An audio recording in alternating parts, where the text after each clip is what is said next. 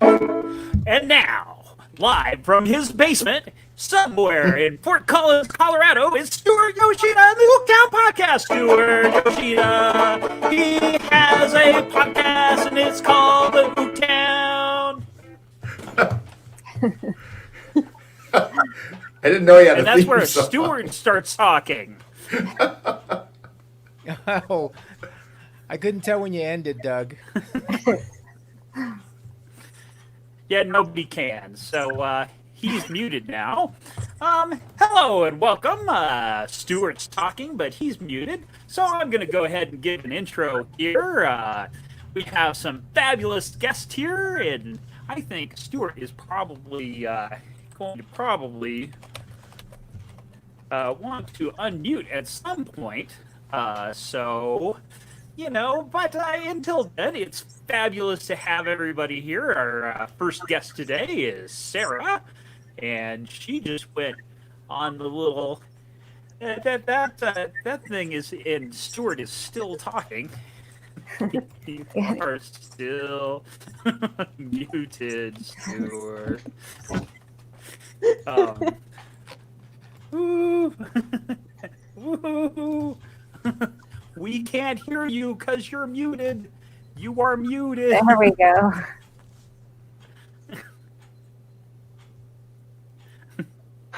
Yeah, we can't hear you.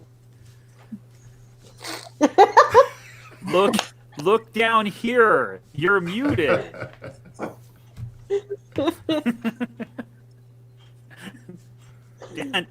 Look right on your name. I guess it's up to you, Doug. Yeah. Well, we all knew this day was going to come one day. That I was just gonna take over for Stuart and leave him by the wayside. Oh. And no, I wouldn't do that. Besides the fact that he does all the hard work, I just do the easy stuff. So, and there's nothing that Doug likes more than easy stuff. So, Well, yes, we could introduce ourselves.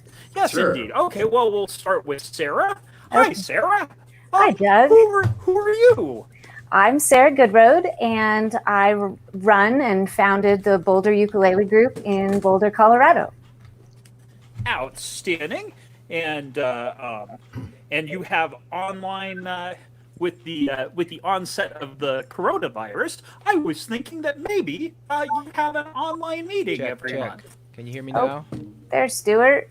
There's Stuart. Hi, Stuart. Hello. He can't hear us. Poor Stuart. Oh, Yeah, Boulder Ukulele Group is actually turning 10 in October, which I can't believe. And yes, in March we went virtual. And so, outstanding. yeah. And we did March virtual, April virtual, and the plan is to do June the same. So Outstanding. Well, and I have a pretty unbiased opinion that those meetings were awesome. So, thank you. outstanding. Next on the list is Ben Hessinger. How are you? Hey, I'm doing fine here in lovely Michigan. I'm known, at least I'm a self-appointed Michigan's ukulele ambassador, and I run Mighty Uke Day Festival in Lansing, the Midwest Ukulele and Harmonica Camp in Olivet, Michigan, the Ashokan Uke Fest in New York. What else? Interlochens Uketoberfest up in the Upper Michigan, and Uper Uke Week in the Upper Peninsula of Michigan. So, Wow. Outstanding. Do you ever sleep? no, you. If you see my posts on Facebook, they're usually at 4 a.m. or something. So, which is 9 o'clock for you, Mary Agnes. Yeah, you're in my time zone.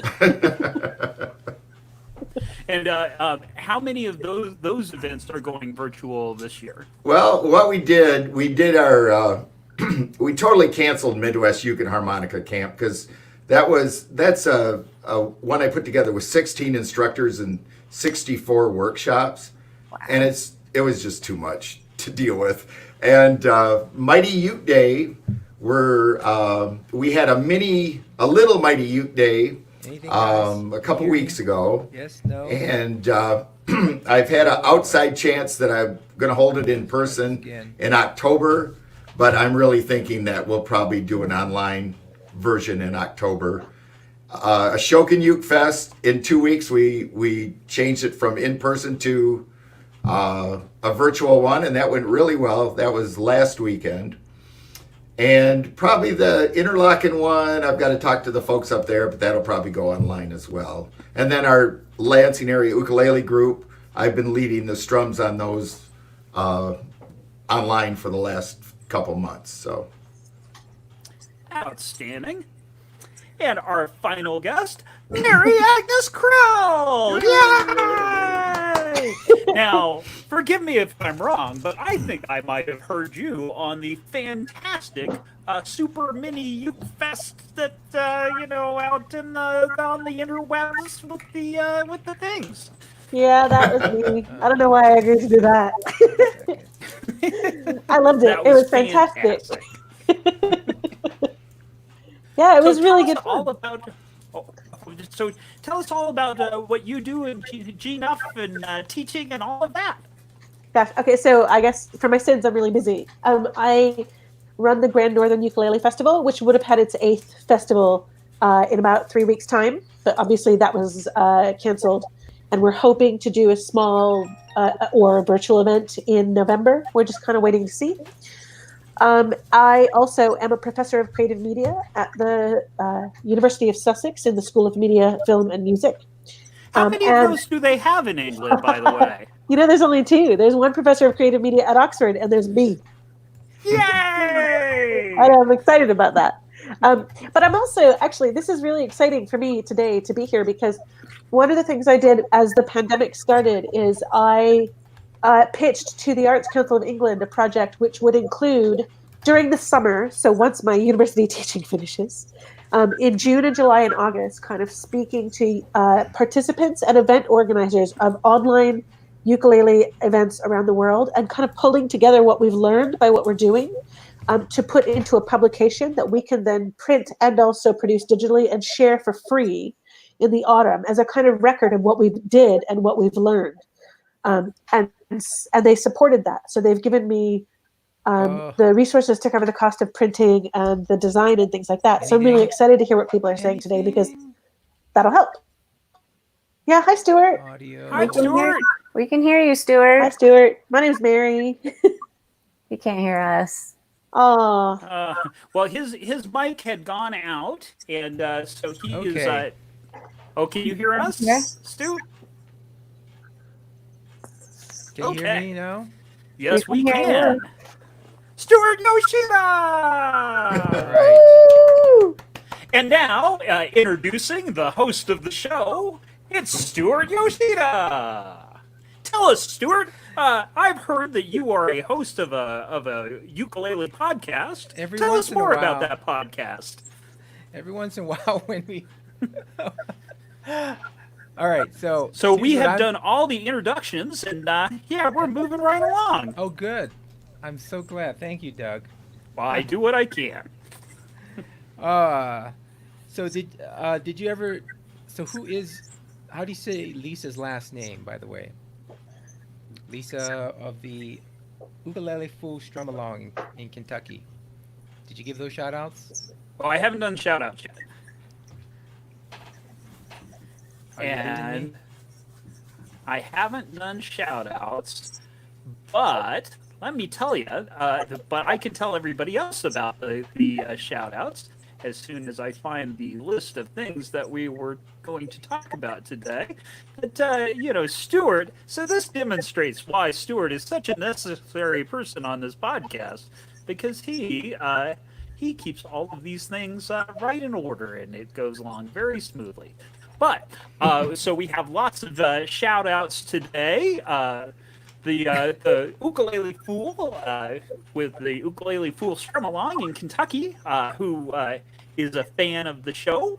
I've been playing with her.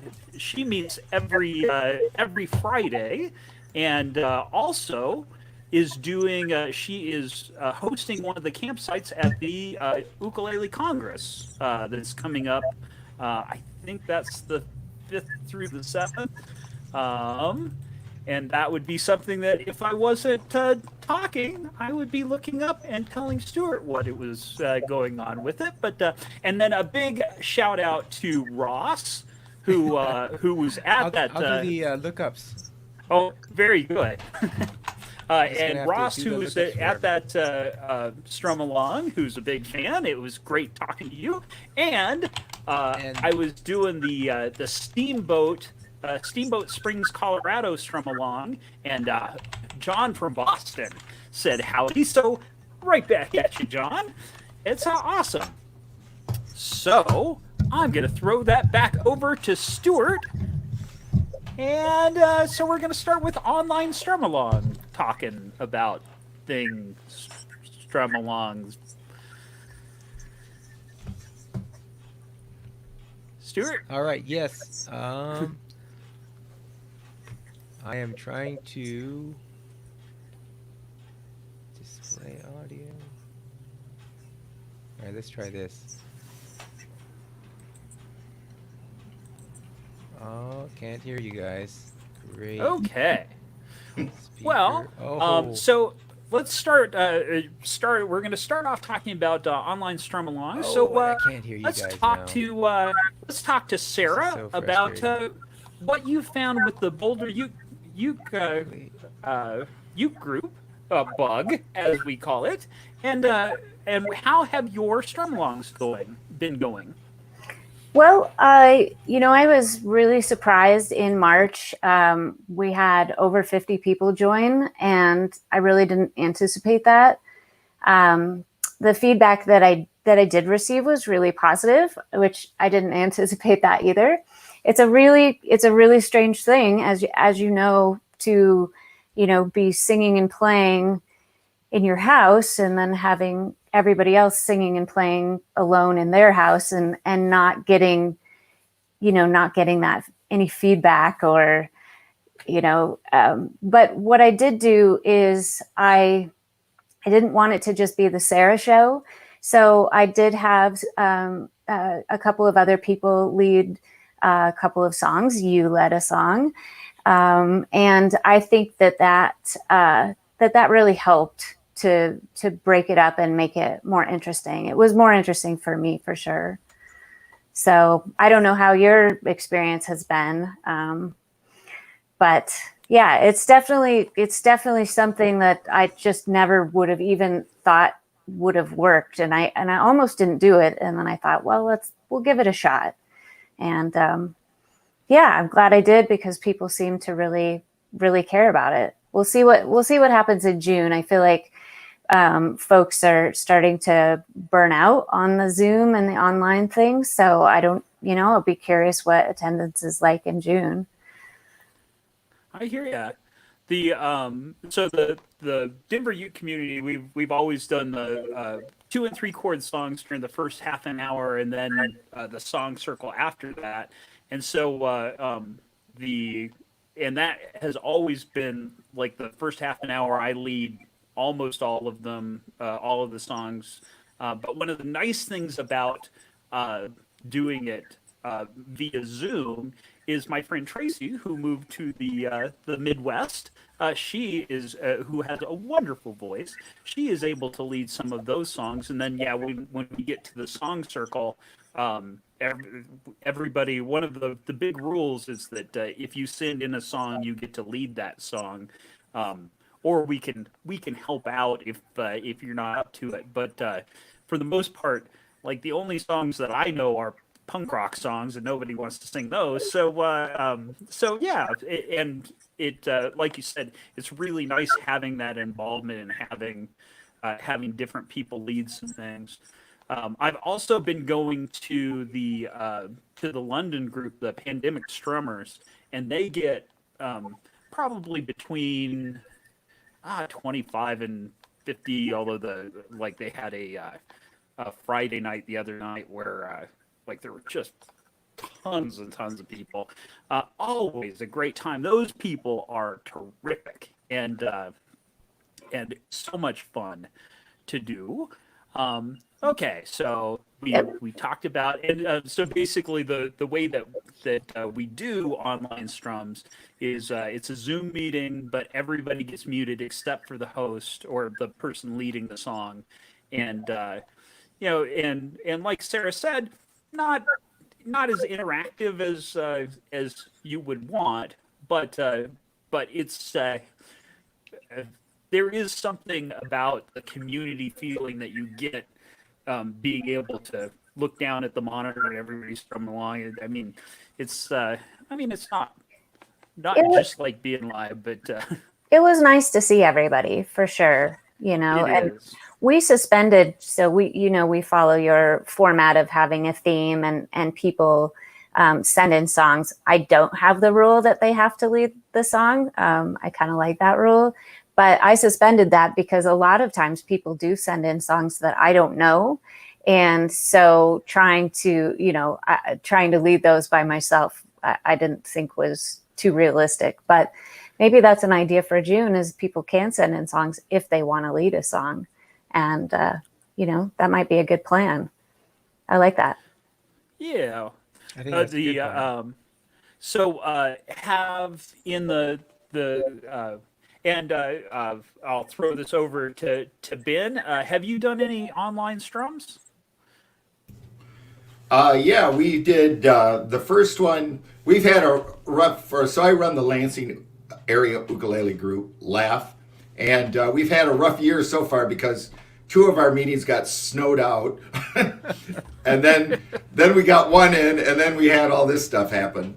So in April, let's see, yeah, we got snowed out in January and March. We had a meeting in February, and we usually meet at this pizza place, and we get, I don't know, anywhere from probably 50 to 80, 90 people there. And so April, I did the first online one, and I did it via YouTube Live, and I was at a different house, and we had a horrible interconnection, and it died halfway through. So, and I didn't even know it happened, so I was just plugging along and doing my thing, and no one saw the second half. So I actually had to record it and then upload it as a premiere on YouTube for to get that filled in. Then in, what was that, May. So May is when we did our Little Mighty Uke Day, our very small online festival, which was basically, I led a strum live on YouTube Live. Some other friends of ours, Punch Drunk, John French and Chuck Dio, they did a recorded thing, and we had a workshop and something else. So far I've led 2 live strums. I led one on Craig Cheese' first mini Uke Fest, not so mini virtual Uke Fest. And then I also fantastic. What a great day that was amazing. Yeah. They did 2 of them, and then Craig said, I think we'll take a break for a while. That's a lot of work. And then I led 2 different strums at the Ashokan Ukes in Space online festival we did last weekend. Hey, Ben, can you hear me? Yep. So the Ashokan, isn't that Gerald Ross, or did? Yeah, Gerald.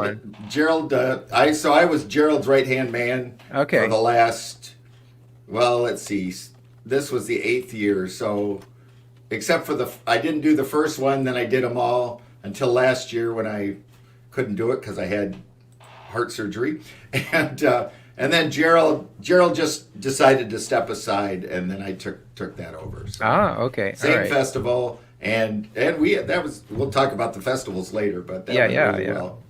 Okay. So I've used YouTube Live mainly. I have not done a strum with Zoom. So I just use YouTube Live where I'm the presenter, and everybody's doing whatever they're doing at home. Now, how do you bring in other people? This is an interesting one because I've never used YouTube Live. So how do you bring people in? Is it just I didn't. Oh, okay. No, I've done that with Zoom. Right. But usually what happens, the Lansing area ukulele group, what I do is I ask for input on the songs. And then I have a theme, and then about 2 weeks before, or sometimes a week before, I put all the songs together. If I don't know the song, I figure it out, write up a chart for it, and then I give everybody a songbook. So it's really, I'm leading and everybody's playing along. And sometimes, any of us that are teachers, we're always teaching while we're doing anything, right? Right. So I usually teach, here's a strum, or here's a cool little run you can do, or here's a way to play this chord. But no, it's just, usually we have an open mic when we have our group meetings, and we haven't done that yet online, like we do about 3 or 4 people. But it's basically, I'm leading and other people are playing. So that's the way we run our group. Yeah. Okay. So, and the YouTube live, is it basically that the interaction is through the comments, or is it mainly you're broadcasting? I'm broadcasting and people are commenting. Okay. And any of us that have been, all of us that have been doing this, sometimes it's hard. You can get waylaid by the comments. Mm-hmm. So you got to kind of choose when to see them. Problem with YouTube Live is they don't always scroll real well. So all of a sudden you're scrolling down and there's 20 comments of people going, "I can't hear you," or something. Oh, right. Sorry, it's too late. That's why. And I'm sorry. And go ahead. Yeah, that's why the wingman thing is going to be good, or wing person. Absolutely. Sarah, you could be my wing person, so that's anyone can be a wing person. But like having someone running the controls, and then looking at the comments and kind of filtering them and relaying them on. And by the way, Doug, I hope you don't mind if I jumped in here, but I really appreciate you hosting while I was having technical difficulties. I kind of missed Doug and Sarah. So kind of recap, like, what do you think how were you in terms of engagement? Were you getting the same number of participants? Fewer, more? I actually got Sarah. more. I got more because I was getting folks that were from out of state, or Cool. that have been on my mailing list for a long time, or that used to be here and moved away. So that was a nice surprise to this that I didn't expect. So yeah, as I was saying to Doug, in March we got over 50.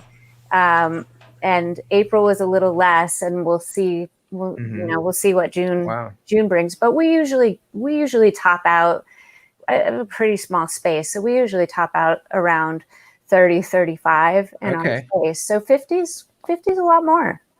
I think that at least initially there was a big bump, with people wanting to have interaction like this, and that's awesome. I know. I mean, the first virtual ukulele festival that Craig and Sarah did, there was like 3,000 or more people engaged at one point. Yeah, I was like, whoa, that is amazing. Yeah. So you definitely can do that. And I'm going to jump over to Doug if he's available. He might have had to do something. No, I'm here.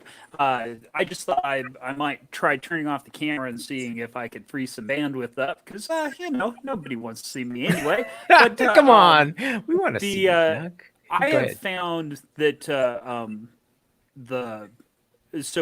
we had the first meeting, we had like 78, 90 people. Like, we had a lot of people at the first one. Yeah. Our regular meetings, we get about between 40 and 60 people every time. So, but like Sarah said, one of the nice things is that Tracy from Michigan can be there, and or not Michigan. What's the one with the Twin Cities? Minnesota. There we go. I'm sorry, Tracy. I know where you live. She doesn't live in the Twin Cities, but it's the state that has this Twin Cities in it that she lives in. Anyway, but my brother Dave has been coming to the the meetings, and so that's always great. And shout out to Uncle Dave. He's playing the Yay, ukulele Uncle every Dave. day. Yay! But Mary Agnes, have you had any interaction with online strumming? I have. I actually led two of the first strums with Pandemic Strummers right when it first got started. In part, I Oh, think because, nice. yeah, I know Lorraine. I used to go to Ukulele Wednesdays, and I've worked with a lot of tech, being a lecturer in school with a digital media degree and having taught on that. And I've also done some smaller things as well before the pandemic started because, funnily frick enough, we had started trying to envision a ukulele festival which wasn't dependent on people always being in the same space. So how can we continue to hold enough and grow enough, but without the environmental impact of people flying in from all over the world? Or maybe balance it. So some people fly in, but some people who can't or choose not to can still take part. So I had also been exploring and delivering some strum-alongs and some workshops and some discussions in different formats in virtual spaces, literally kind of just in the weeks and months before the pandemic really kicked off. It's interesting as well because I've learned that the way that people engaged with those online activities has changed. So when we're at home and we can't get out, we engage in them in a different way than perhaps we are now as things are starting to slowly ease around the world. Interesting. And that is, yeah, and it's similar to the way that people were engaging beforehand. So people were a lot less interested, I think, in a ukulele festival, with somebody playing from halfway around the world. But now I think they're more open to the idea. So you can have Jake at your festival, and Jake can still be at home in Hawaii with his family. That would be pretty cool. So we're going to talk more about that in the second half of the show. So real quick, let's talk a little bit about after you've done these virtual ukulele festivals, what do you guys want to do in terms of keep going? What do you want to continue to do? Is this something that you want to continue on? Is virtual strum-alongs? And I think I'll jump in on this one. Go ahead. The tough thing for me is I really want to get back to physically being in, I think everybody wants to get back to a point where you can sit in a room with somebody else and play music. I mean, that's primary to it. But for example, the meeting that we had yesterday, because we meet the third and the fifth Saturday, my friend Jock from Australia woke up at 2:00 in the morning to strum along with us. Wow, that was really cool. And Jock is great, but the idea that I can strum along with people in London is that's really neat, and those guys are terrific. But the idea of integrating a online and before the pandemic, I was using the go live on Facebook. I'd put my phone in the back of the room and just kind of, there was no production at all. It was just kind of streaming, and if people wanted to jump on, they could jump on, but it wasn't anything that I really made a big deal about. And I don't know from a terms of leading a group whether or not you could still have an interactivity if you had a live portion and a streaming portion at the same time. I don't know if those two things would go together. So it'll be interesting to see where this goes from here. Yeah. So back up. When you say a live portion and a streaming portion, what did you mean by that? I think of those as the same. Of if we went back to Swallow Hill, which hopes for Swallow Hill music still being a thing after. Yeah. After So in other words, if you could get back together again, you would also do a streaming of that event. Is that what you're thinking it might happen? That's what I'm talking about. Is being able to bring people in from other locations to, but whether or not that would be something that anybody would be interested in, if you could go out to and sit with people. I don't know about Yeah, that. So kind of a we'll hybrid. have to see. Yeah. Mm. Sarah, what about you? What are you thinking? Is keep going or No, I've the virtual strum-alongs are hard for me. What I will say as an advantage that I've seen for myself participating and heard from other people, one nice thing about it is how low risk it is. So you can be at home and you can work on your harmony, or you can work on your Right. soloing and just kind of be in your little cocoon. And so that's been an interesting pro out of this. But no, so much of the Boulder Ukulele group for me is community. And, that's just not, it's just not the same on Zoom. I mean, it is there to an extent, but not like being in person. And for me, my group is, we have a lot of people that would fall into the high risk category. And I don't know when we'll get back together. I don't know how to answer that question and when the right time is going to be. So I'm also leading a play by ear group that I'm doing on Fridays. I got inspired by Jim DeVille when I had him out. Yeah, and so I'm doing that, and that's a little bit different because it's a smaller group, and we can, I'm asking for feedback and for conversation and everything. When you've got 50, that's a different dynamic too. So yeah.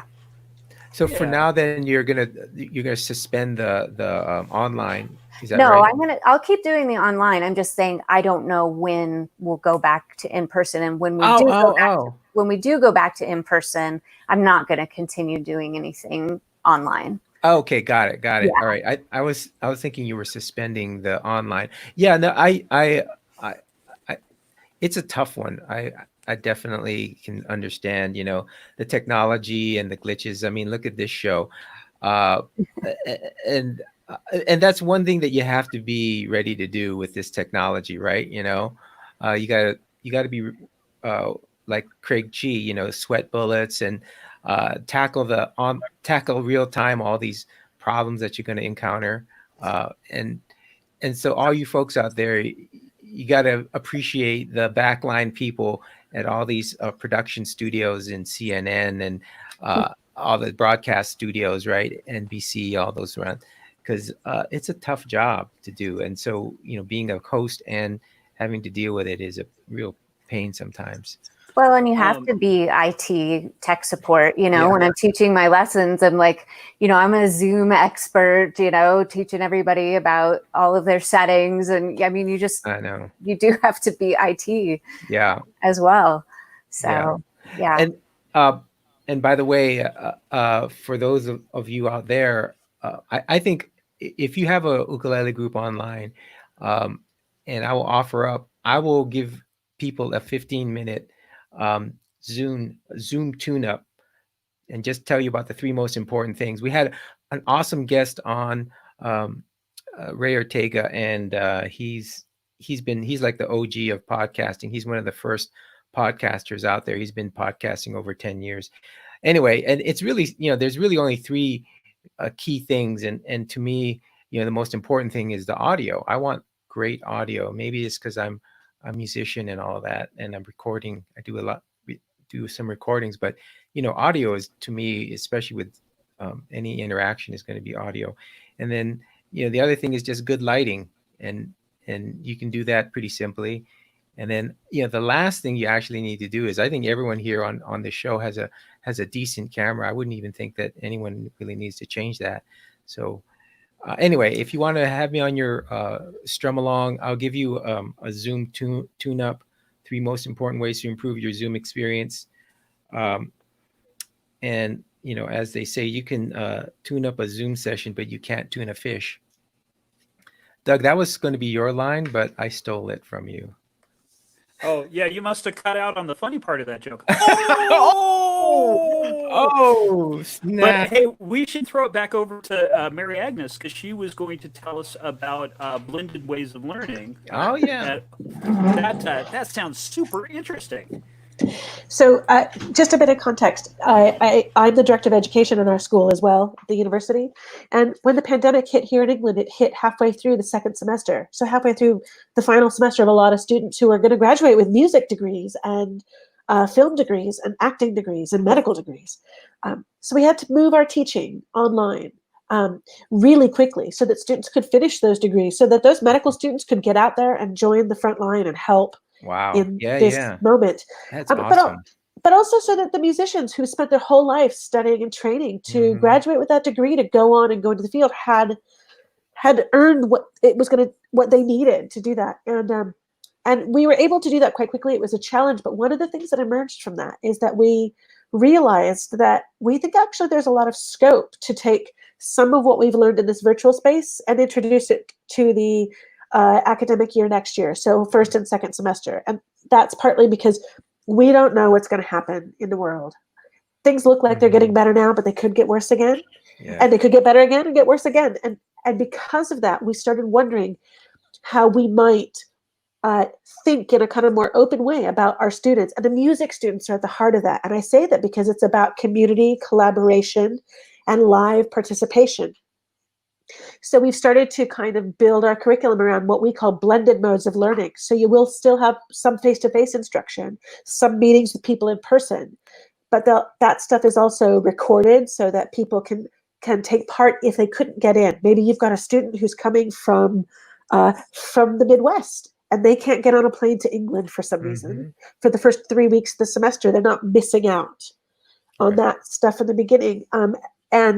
So we started thinking about ways that you can kind of build and augment communities with an understanding that there may be a lot of different moments where everybody can be there, and then where a lot of people can't be there, but that the people who are present and absent are never quite the same people. So you've got this kind of blended experience of some live and some virtual. And I think there's a lot of promise in that, in kind of starting to think about these things that we do as not solely virtual, but also not solely physical.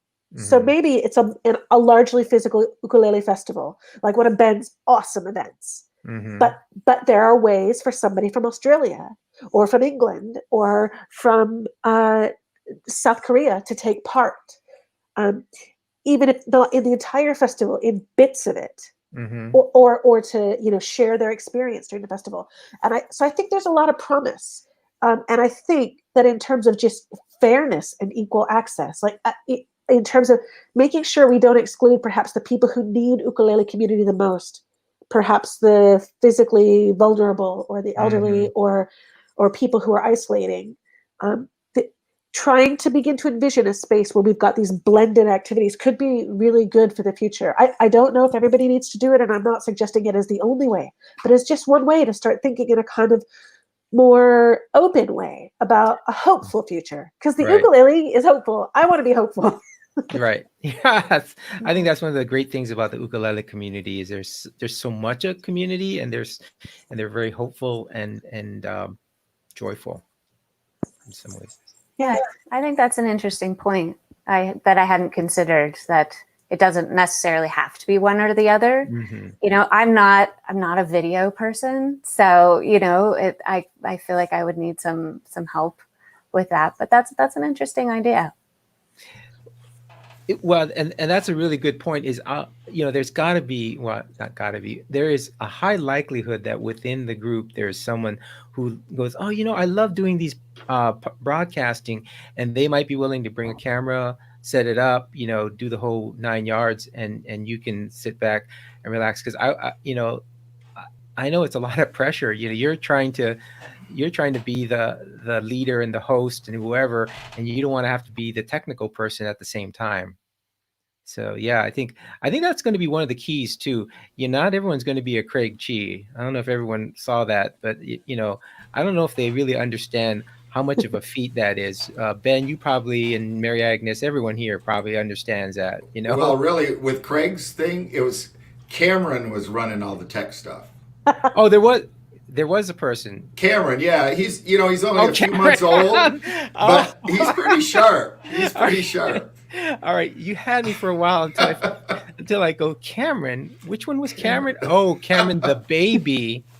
Yeah, no, I think you were talking before about having tech staff kind of behind you, Yeah. And that's really important so that whether you're leading or you're teaching or presenting, that you don't get hung up in what's all going on with the comment things, because that really takes you off track. Yeah. Mary Agnes, I really like that idea about the blended, not this or that, but bringing them together. And what we're planning on doing with Mighty Uke Day, assuming we will have to cancel the rescheduled plan we had at the end of October, we're going to do that one just online because it's still too early to get everybody together. But in May next year, crossing our fingers that hopefully we can have a real festival. I like the idea of having a virtual aspect to it and virtual access to it. And it brings in more people. It builds a larger community. Yeah. And as a festival organizer, it helps bring in more funds too. So we can keep doing these kind of things. Yeah. Mighty Uke Day actually supports a nonprofit that I run, which is called Music is a Foundation, and that supports music programs in Michigan classrooms and communities. So, the more profit we can make of that, that just goes right into that organization, and then the more programs we can do. Cool. So, that the blended idea of combining them both, I think is going to be the future. Yeah. Would you charge the same for a virtual attendant as Probably a not. physical No, attendant? probably not. And what I would do, what we've done, we did with Ashokan, we had a suggested donation, but then it was also pretty much pay what you want. So some people paid like $1, but then other people went far and above what our suggested price was. And when you averaged it all out, it was probably, I don't know, maybe 15, 20%, about 15% less than what our suggested was. And keep in mind, when you do it that way, a lot of people will just pop in one day. Okay, I can't do the thing the whole weekend, so let me just I can do Saturday afternoon. And then they'll kind of maybe prorate what they pay, based on how much they can participate. So no, it would be a different kind of pay structure for that. Yeah. It would have to be. What? Well, and my question would be, would that be a camera at the back of the I mean, not to get too caught up in the minutia of it, but would it do you foresee a camera in the back just kind of shooting like a wide shot of what's going on, or a more produced package? Yeah, or... I think it would depend what you're doing. Like a strum, you could get more of the big shot of everything. If you're doing a workshop, you really have to focus close up on the instructor, because they're going to be showing you, what they're doing. You got to be able to see the strumming hand and the fretting hand. And I think you would, here again, if you were doing a blended type thing, you're going to have a tech crew there. You're going to have people running that stuff. Luckily at Ashokan, we had like 4 or 5 different people that were helping out with all Oh, that. really? That's wonderful. Yeah, so the instructors, we didn't have to worry about that Yeah. at all. We just had to get our face up there on the screen. And So I don't know. Go ahead, Mary Agnes. I say, but if you think about, I think you're right. I think actually, if you're going to think about creating a blended ukulele festival, you've got to think kind of about all sorts of different things. So you might have a strum along, but you might also have a workshop. You might have maybe an interview or some kind of face-to-face thing. But I think if you consider someone like Aldrine, who is masterful at leading workshops, and he can lead a workshop in a room with 250 people, and they all leave feeling like they've connected with him and they've learned something. and workshops like his could be really promising in terms of these virtual spaces, because if you're sitting at the back of an auditorium with 200 other people in an Aldrin workship, you can't see his hand. Right. But I've seen him lead workshops 2 or 3 times on those really large scales, and he does such a good job. Like I said, people feel like they were a part of something, Yeah, that's cool. despite they were part of a tiny part of a big crowd. Yeah. Right. And the other thing Part about of that is because Aldrin is awesome, but Doug Brown, king of the Aldrin fanboys. But then he also, when he came to Denver Uke Fest a couple of years ago, not only did he bring Aaron Nakamura, but he also brought another guy he did a strum along that he webcasted from the small theater at Swallow Hill. So he, at least in that, they did a live thing with all kinds of, graphics. And I mean, the Ukulele Underground website is just filled with the terrific videos that he does. But then, absolutely, he is wonderful at making everybody feel included. I think these are the kind of the people who figured out he's a child of the internet, and he has embraced it, right? How did he start off? Well, first of all, he was a school teacher, and then he had a video channel, he was doing all kinds of YouTube strum-alongs and really well produced, right? So he understands how to engage people both on the internet and live, right? So that is like one of the he's gold in that aspect. I think, and there's more and more of those. I mean, I think if you look at Victoria Vox and James Hill, they understand how to set things up, right? Oh, and of course Craig Chi, but they understand how to set things up, stream it live. They know how to use the equipment, and that's going to be the key, right? Yeah. I have a question about back to charging. So when you have most of the content that I've seen, the ukulele content has been a pay what you want, or a virtual tip jar kind of thing. And I'm wondering what all of your opinion is about, kind of setting a precedence of that the participant gets to name the value of what they're receiving. And so then if it does go back to in person, and there's a set charge, and you say, well, gee, I paid $10 for this, and now it's $30. Mm-hmm. I'm just curious if any of you have thought about that or have an opinion about that. Well, I think the virtual experience, aside from all of us that have gone to uke festivals and been involved with them and strums, it's just in a lot of ways a placeholder right now until we can do it live. But there's a lot of people that for whatever reason have never gone to a strum or never gone to a uke fest, and this might be their first way of getting engaged with something like that. And I have the feeling, not everybody, but I think a lot of people, once they realize kind of what it's all about, and they'll go, well, what's that next missing part? And then that'll be physically participating in something. And I think they'll be willing to pay a higher price for that, because they'll realize that in-person communal experience rather than little Brady Bunch faces, on a screen. With Mighty Uke Day, it's kind of a little different. We run it a little different than a lot of other festivals and camps, is that ours is all a la carte anyway.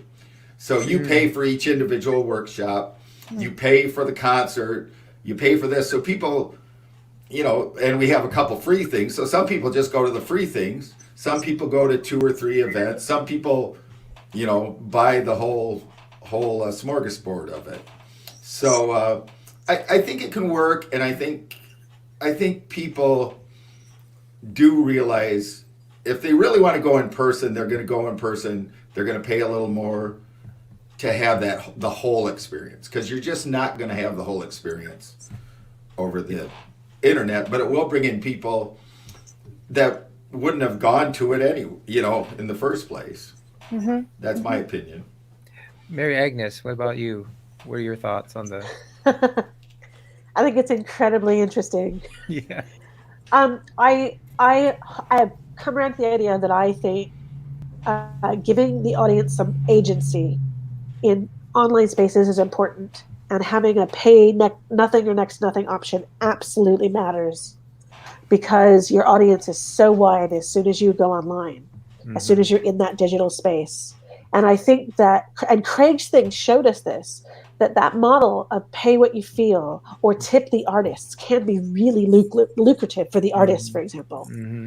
But I think that there's still some work to do to tease that out. I have already started to do some research in talking to people around the world who are taking part in ukulele strum-alongs and online festivals, and also other online music festivals outside of the ukulele world. And the vast majority seem to be happy with pay what you feel because they can pay more than they're asked to. But they're not then making the judgment of whether or not it's worth what you're asking them to pay.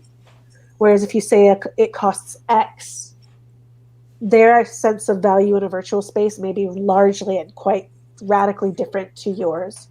So I think that when we deliver stuff in online spaces, we have to, in some way, leave a door open for the people who are paying to take part, as Sarah suggested, to suggest the value or some of the value. Right. Yeah, absolutely. Yeah, I think this would be a great space for a economics professor to do a study along with a video or a media person. So Mary Agnes, do you know anyone, an economics professor there? You can. I do, but unfortunately, they're all still working on trying to save the economy. Oh, that thing! Come on. Maybe we should start with that and then move on. But I mean, it's one of those things where I think, as a stagehand and not a stagehand union member, but like that idea of that the all of the comment is, we as stagehands, we all need to bind together and say that what we do is worth what we need to make a living, because you can find people that will do it for free or next to free, which it obviously gets very dicey when you start talking about,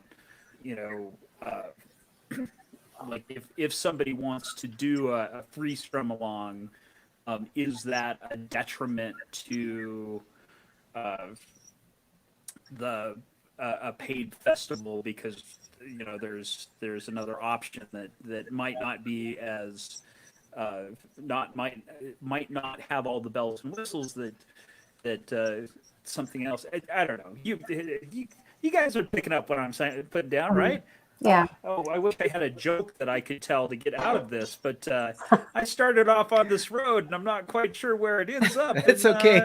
Let's let's jump over to Sarah. Yeah, if I could just say one more thing about this, because I'm also the program manager for Pathways to Jazz. And so I think a lot about this. I know a lot of musicians and artists that are trying to make a living with their craft. And I've always really advocated, I don't pass on, for the most part, opportunities that people contact me about to play for free for their whatever, it's like, if you can pay for your catering, then you can pay for your entertainment too, is kind of how I've always felt about that, because I don't want to undermine people. And so, my concern with seeing all of the free content online is that we're going to set this precedence that art and music should be free. And so that's another thing that I've been thinking about. I think, to your point, Mary Agnes, I think that's a really good point. You too, Ben, that it brings in people that maybe wouldn't have otherwise. And, I think there's multiple ways of looking at it, and I really appreciate your perspectives. Yeah, and this is like an experiment, and we're going to have to figure it out.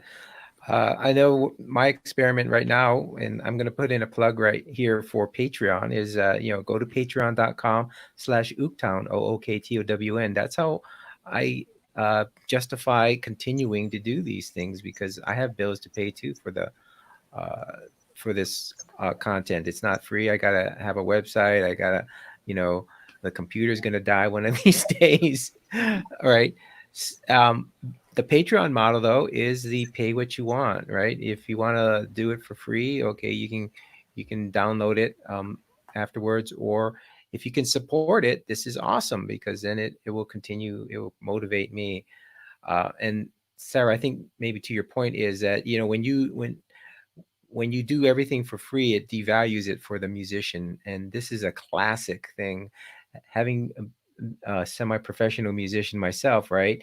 When they go, hey, why don't you come play at our bar, and you play for tips, or the exposure. Wow, what a trap that is, because then all of a sudden, you're just pulling down the value for everybody, and that's a really tough thing.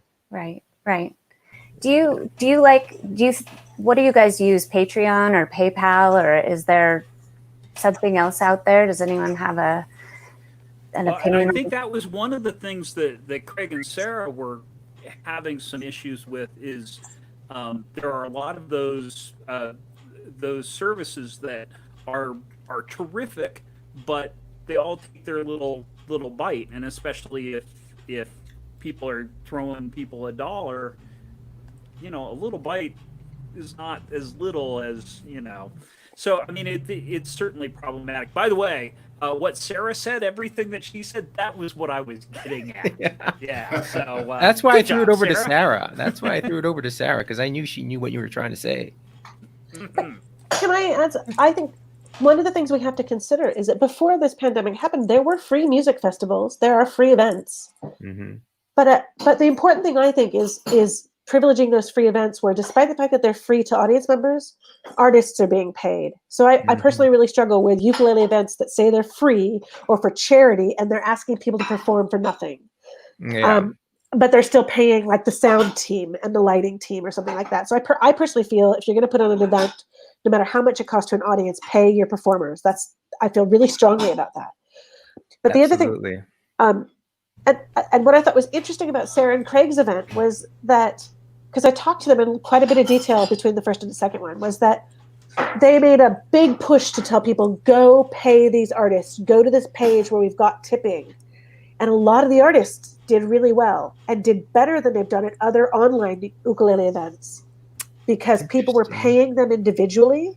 And that's what I thought was quite interesting. And that's why I started thinking about different models, because the second time around, when people asked to pay a flat ticket rate to see people, the individual artists were kind of getting less. Now, I don't know if that's actually the fact with their second one. They thought it might be, but I know that in a couple of other events like that turned out to be the case. Right. And see, but this is a great thing, right? We get to experiment, and then, it's not only just one or two. We have to see how it is, in aggregate, on average. Let's do an experiment, and that's a kind of a control too, right? Where one version was, you pay the individually, and the other one was you pay a set price. Interesting. Oh, very cool.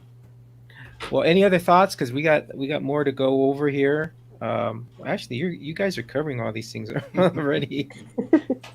Oh, well, since we've had a couple, here's my next topic. Since we've already had a couple online festivals, and by the way, we've kind of organically transitioned to the online festivals.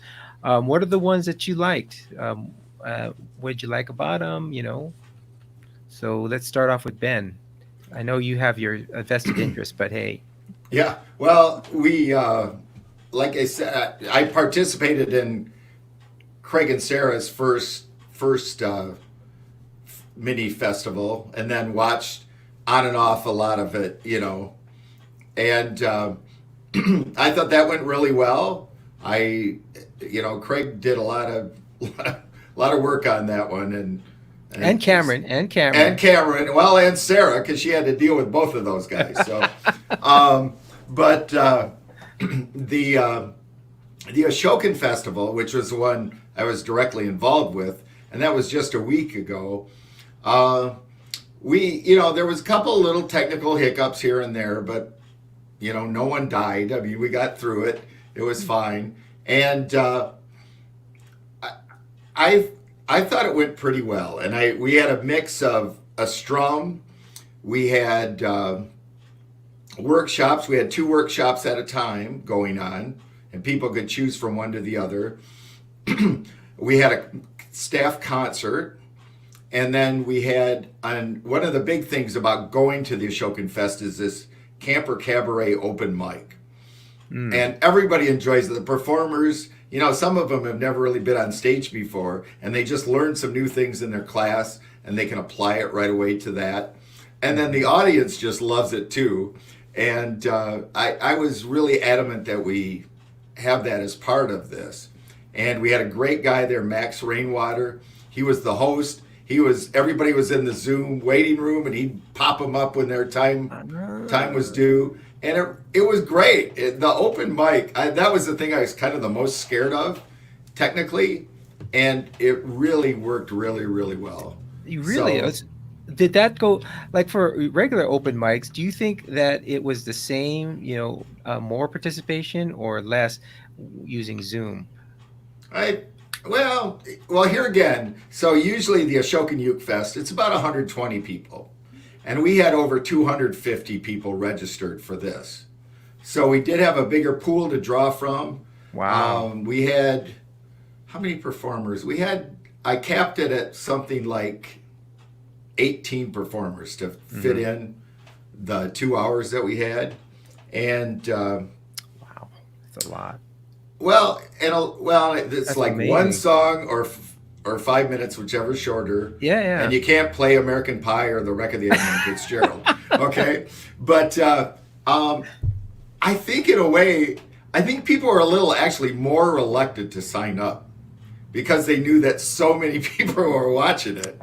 Whereas when you're there in a group and say there's 100 people sitting in the room, but you've gotten to meet those people in workshops and some of your friends anyway, and they're all there right for you, it's a different kind of a feel. So I think online possibly there was a little more reluctance just because you didn't have that immediate personal community. Yeah.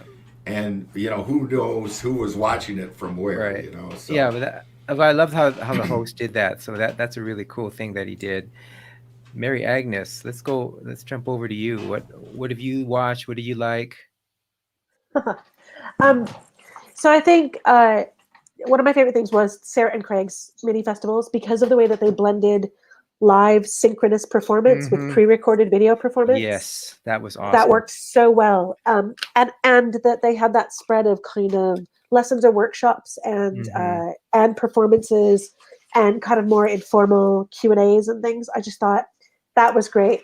And there was also something happening in the YouTube comments where not all, but a lot of the performers and teachers would jump into the comments to take part in conversations with people. That worked really well. And I did really appreciate that they were trying to find ways to encourage people to understand how important it is to pay performers by asking them to go and pay individual performers. Yes. That worked really well. I've been really inspired here in the UK. Matt Warrens and Andy Webster, who run World of Ukes and Uke Magazine, have been doing. They're great. We love them and love Uke Magazine. Love them. I got to have Matt back on. Oh, he's fantastic. But he's been doing a series of what he calls wireless ukulele festivals, and they use a different model. There are usually between 4 and 6 acts, so they're much smaller, and they're performing, and it's largely pre-recorded, and people pay a set ticket price. But it couldn't be more different from Craig and Sarah's. Sorry, it's dinner time, by the way, so my husband is cooking. Good. He's awesome. Yeah, Rob Collins is amazing. And what's he making? He is making a roast dinner with pork from our local butcher, garlic onions for our vegetarian eldest, and roast vegetables from the local organic farm veg box. And he also makes a mean ukulele too, by the way. So he does. He's a ukulele luthier. tinguitar.com. Shout out to him. But there's two other types of online events that I think are great. One is the kind of thing that I've seen outside of the ukulele world, which is happening at other music festivals where live DJing is a thing. So people are DJing sets for you to just have a kitchen dance to. And they're fantastic. And That's awesome. Mr. B, the gentleman rhymer, has been doing a bunch of those. Oh, awesome. He's great. And he's done a whole series of FaceTube Live nights called Nisolation. Isolation. Yeah. And I think it's just excellent. And then the last thing I'll say is something I've seen in the kind of more in a cabaret world is people have been putting on events where they're pairing performers, and those two performers will go away and do something where one will perhaps pre-record something, but the other will perform or respond live. So when you watch it, they're basically screen sharing the pre-recorded video and themselves alongside it. Yeah. And you get this really beautiful sense of being in a room and watching a live performance. I don't know why it works so well, but the one I saw was a violinist in Israel was playing a track that was pre-recorded. And then my friend Tim Etchells, who's the director of Forced Entertainment and a writer, was doing spoken word over or with the violin. And it was cool. Wow, that is so neat. Yeah. I love it. I love all this experimentation that's happening. That is one of the things I think, in these tough times, it forces us to experiment, and that's what's so cool. Yeah. Awesome. All right, let's bump it over to Sarah. So what have you seen? What do you like? I watched some of Craig and Sarah's festival as well, and I thought it was very well done. I have been doing Zoom around 5 or more hours a day. And so what I've found is that there's so much cool stuff, but I'm seriously burned out. Like I can't bear to look at the computer for any more time. And so I hear you. I feel like I've missed out on a lot of cool things just because of that. I'm just burned. Yeah. So I've got fatigue, and so and I've wondered if I can't be the only one that's experiencing this fatigue. Oh, they've already written about it. Yeah, there's a Doug, get on it. There's an article in the New York Times on Zoom fatigue. So I'm sure Doug will find it. So people who are interested, that's a thing that people are experiencing. It's just yeah. Yeah, I work at CU part-time too, the University of Colorado Boulder, and so I'm doing meetings and things with them too. So it's meetings and then lessons, and then I'm crispy. And doing the lessons online is that is super challenging. So I really the adults are okay, but having a little 8-year-old on Zoom that you can't play with, you can't sing with because of the latency issues, and so that has had its own challenges too. So by the time I'm done, 8 o'clock, I'm like, I just can't. Yeah, there's got to be so Sarah, you get on this, there's got to be some like yoga poses or something you can do to de-stress after Zoom. So I'm gonna well, I've started the ones that I don't have to be physically present, so like something that I'm listening to. This last week I was like weightlifting while I was doing it, like just to break it up a little bit. Podcasts are great for that. Shout out to Aaron Keim. He listens to me while he's making ukuleles sometimes. So those of you out there with an Aaron Keim ukulele, it might have been made while he was listening to the OokTown podcast. You never know. Very good. Yeah. Let's go over to Doug. Doug? Well, I know that Boston John was saying that he couldn't wait for the next OokTown, and Uncle Dave was driving out to Palm Springs with his kids, and he was like, I was just like, if only there was an OokTown podcast that I could listen to while I was driving along here.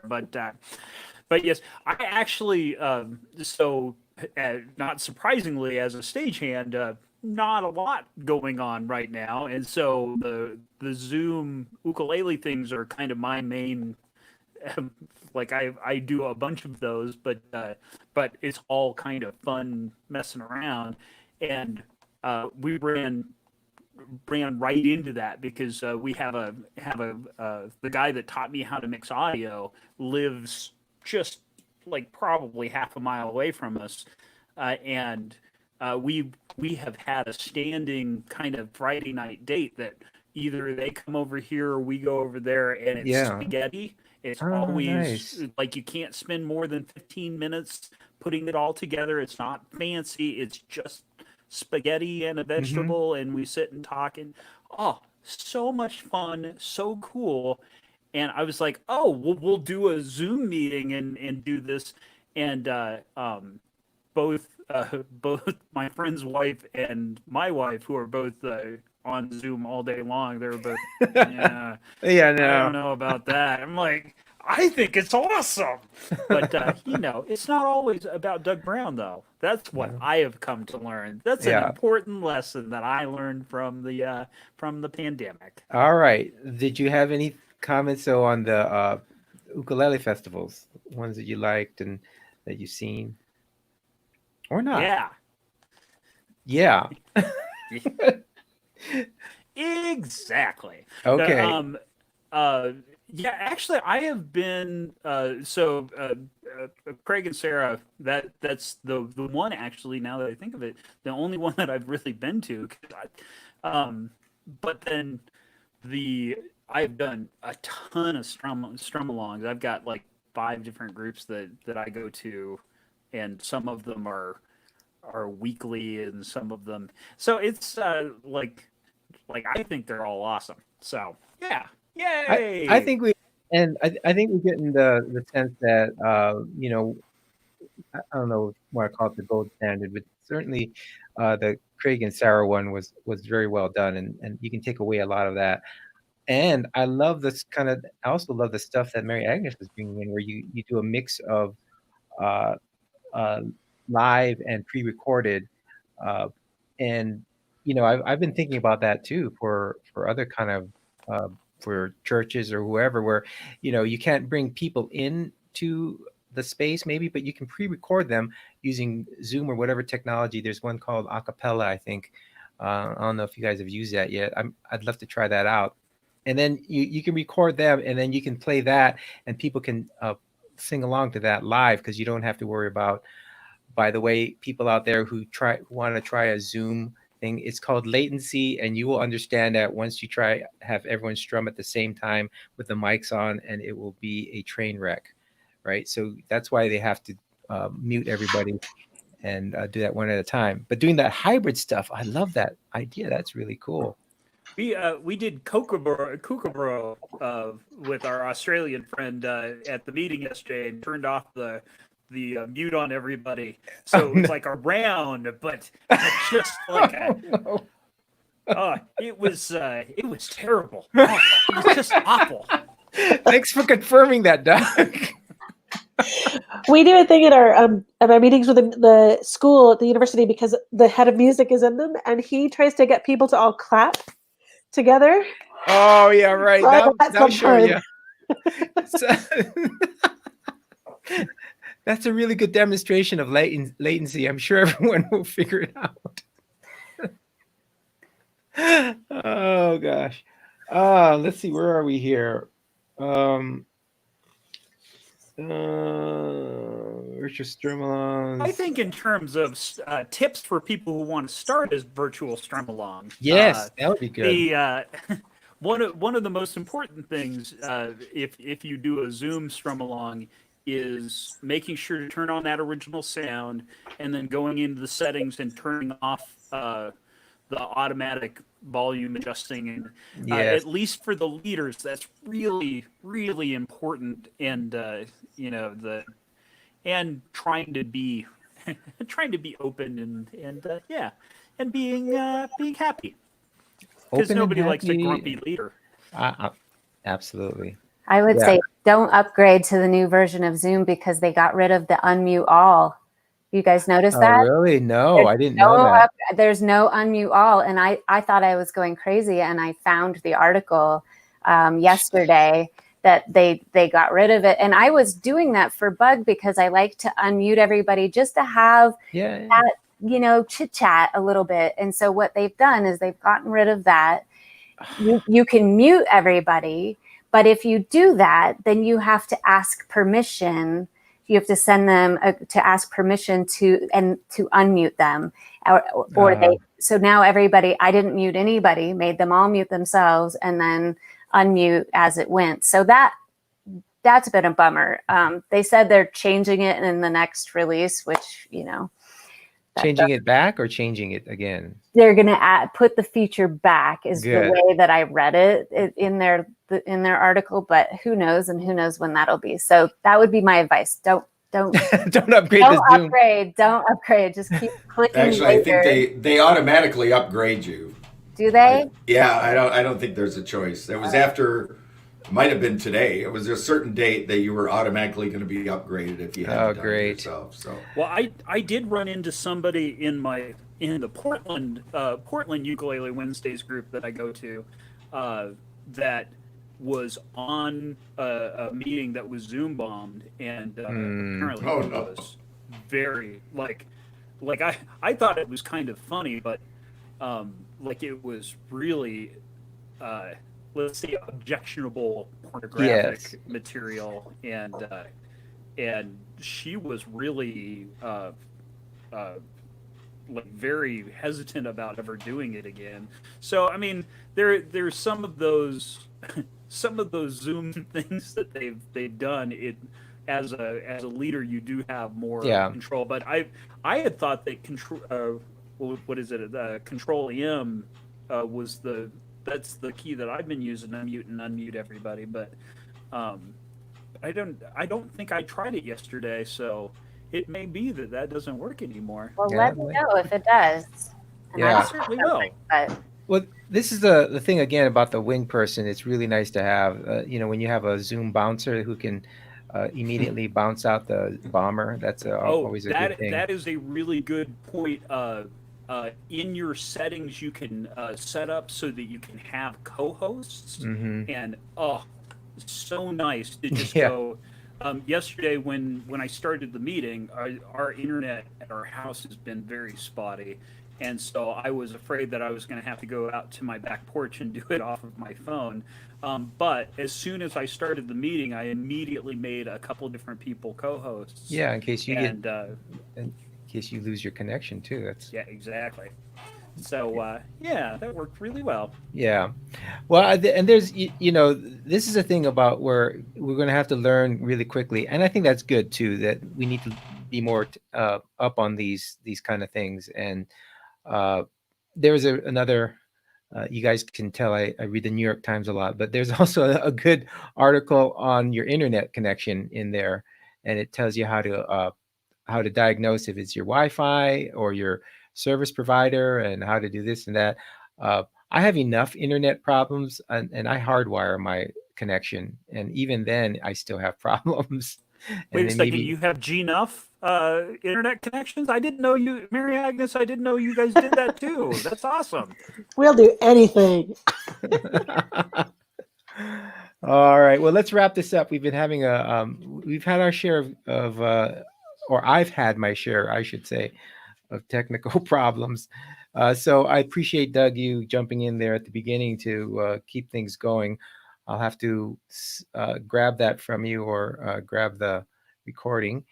So we've talked a little bit about this, but let's revisit that. So we talked about the future, and we think it's maybe a mixed, going to be mixed going forward. But what do you see as the future when things get better? You know, having discussed this and thought about it a little bit, where do you see this, or where do you want to see this go? And let's start off with Ben. In terms of, in terms of online versus in person, is it one or the other? Is it blended? What do you think? For myself, there are certain events that I put on that I think will work well as a blended experience. With Mighty Uke Day, I'm kind of starting to think, and we're starting to think with Ashokan the same way, that we might have a physical festival in one part of the year, and then a totally online festival, say 6 months later or something, just to keep the buzz going, keep the interest going. I think the online would help build an audience for the physical festival. So I can see doing that for me personally with maybe Ashokan, Mighty Uke Day. Midwest, my ukulele camp, my ukulele and harmonica camp, which, as I said before, has 16 instructors and 64 different workshops, and everybody stays on campus. It's at a small college here in Michigan. That one would be a hard one to pull off. Either maybe some of it could be blended, but to do an online version on that scale would be pretty much impossible without a CBS running it or something. So I think it depends, and I think they all have their place and they all have their value, and I can just see a mix of different events going one way or going to the other, or bringing them together. Yeah, very cool. Mary Agnes, what are your closing thoughts here? I think Ben has hit the nail on the head, actually. I think that we're, despite everything else, in a quite exciting time where there is a need for us to think about futures that are more open, that may be blended, but that are certainly flexible, where what we used to accept as the way a festival looked or the way a uke club worked has changed, and I think has probably been changed irreparably, but in many ways for good. So I think the future will require us to be open, just more open in our thinking. And I think it helps us because I think what I have learned in all of this is that what is the most important thing for us on a human level is to be more open with the people around us, to try to be a little bit more understanding or a little bit more receptive to the invisible needs of people that we may not see, that ukulele player who's never picked up an instrument before, or that next door neighbor who has an invisible disability. So I think the future is open, and there's a lot of flexibility and a lot of promise. And I think that if we remain open to that, it could be very, very good, and it could be really exciting. So that is what I hope for. That's awesome. And I can smell that roast beef, by the way. That sounds. I know, it's getting close. It looks fantastic. I'm not even going to show you because you will be so jealous. Oh, come on. He's got to show us. Right. Now, right now, he's making garlic butter for the mushrooms for our vegetarian. Oh, man. Stop it now. Wow. I've got to go upstairs and cook some. That's what they need to figure out online, is how to share food together. I know, smell-o-vision. We need. No. We need everything. We need the food coming right out of our computer. Right out of there. Like the Jetsons or something. Yeah.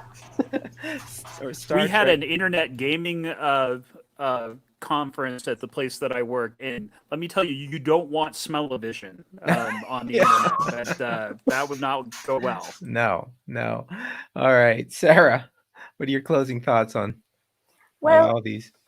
I think that after this discussion today, I'm going to walk back my previous comment that if we go live, we're going live and abandoning virtual altogether. I think that one of my dearest bug members just turned 80, and I don't see her anytime in the near future coming to a bug, and how terrible to exclude her.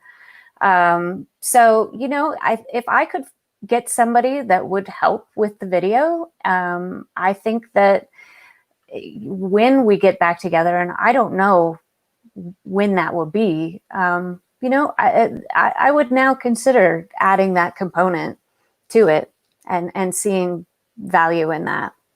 Yeah, that's very cool. Yeah, very cool.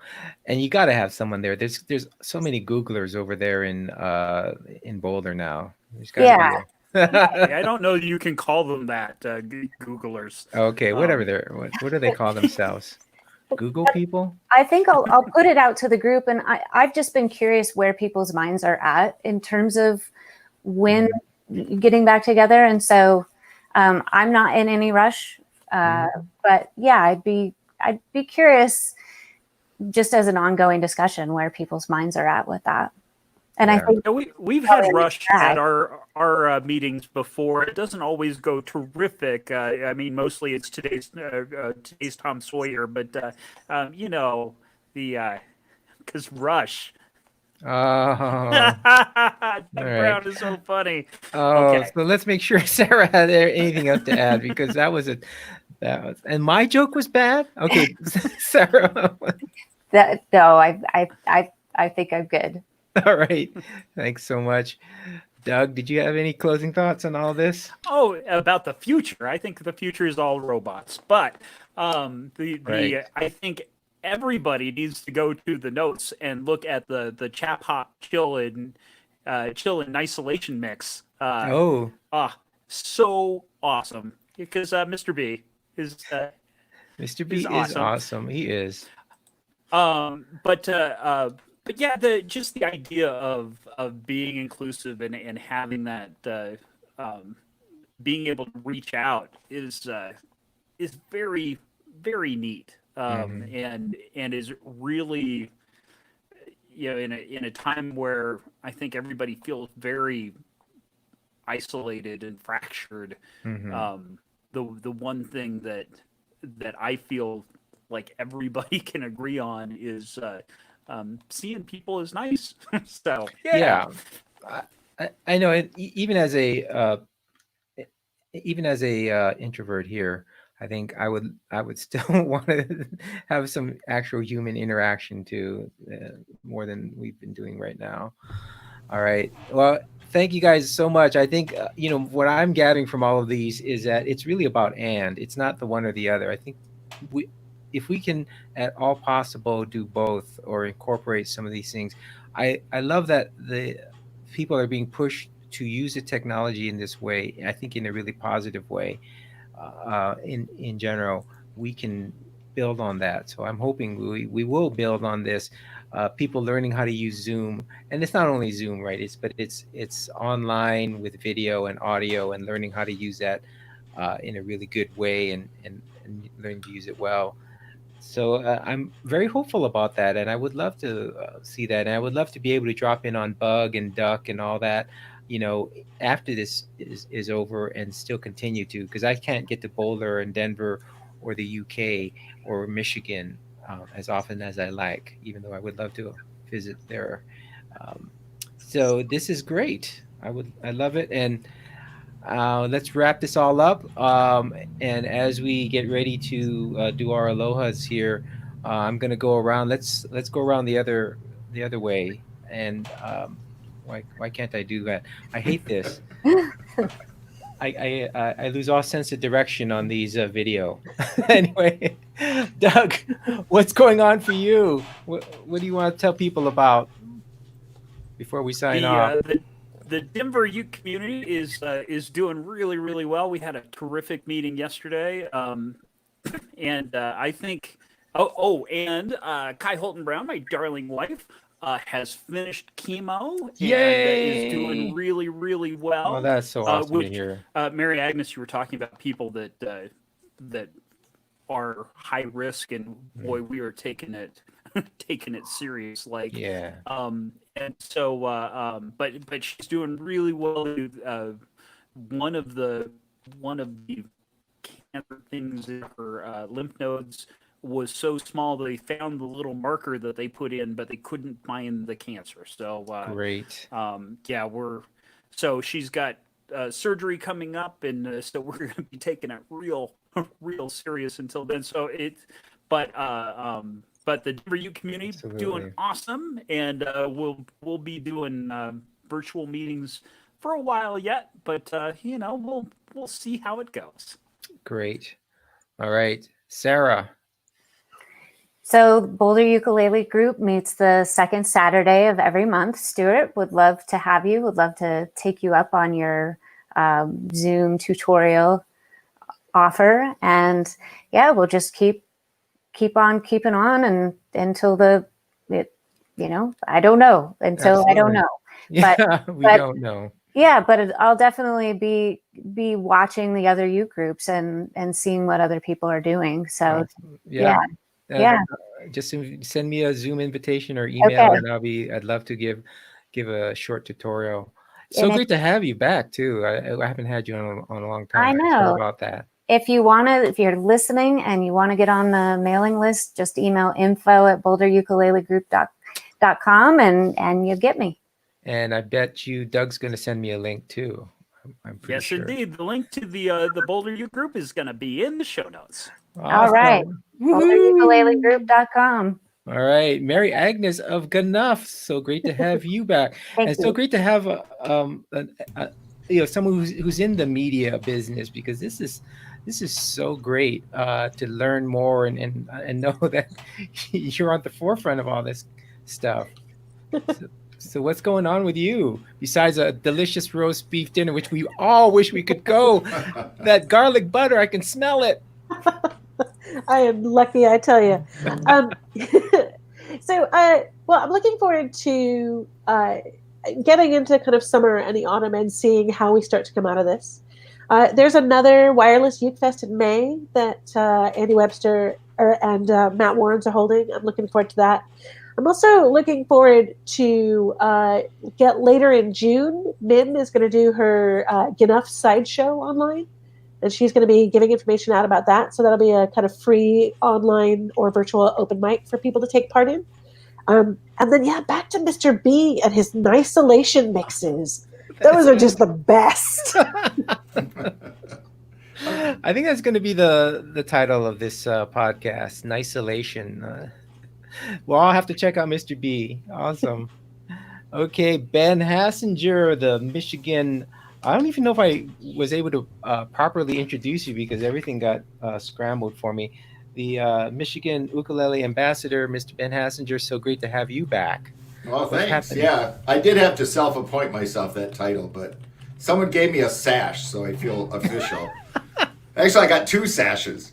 Really? But well, we're still have our Lansing area ukulele group, the Laugh meetings, also the second Saturday of every month.